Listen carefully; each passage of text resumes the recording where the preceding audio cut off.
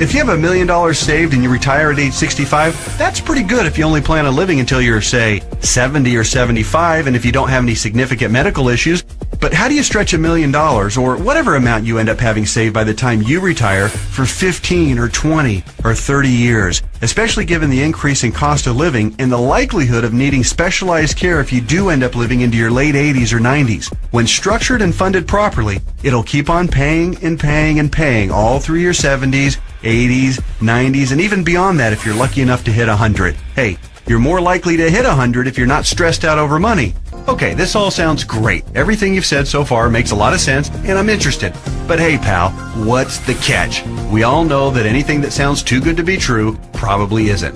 Hey, I hear you. Between Enron, Bernie Madoff, and the great stock market meltdowns of the 2000s, a healthy dose of cynicism, skepticism, or both is not only understandable, it's just plain smart. I'll tell you what the catch is. Per IRS rules, you have to fund the plan I'm telling you about with after-tax dollars. In other words, you can't deduct the amount you contribute off your current year's taxes like you can with a qualified plan. That sounds like a drawback, right?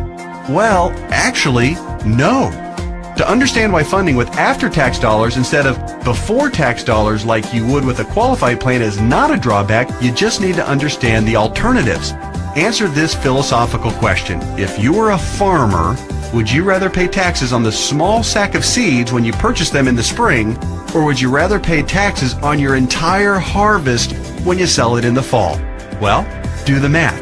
If a farmer bought $1,000 worth of seeds and was taxed at 8%, he'd pay $80. But if the farmer planted those seeds and paid the same 8% of taxes on a $50,000 harvest, he'd pay $4,000 in taxes. 80 versus 4,000. That's a 50 times increase in taxes paid. The same rationale applies to your retirement savings.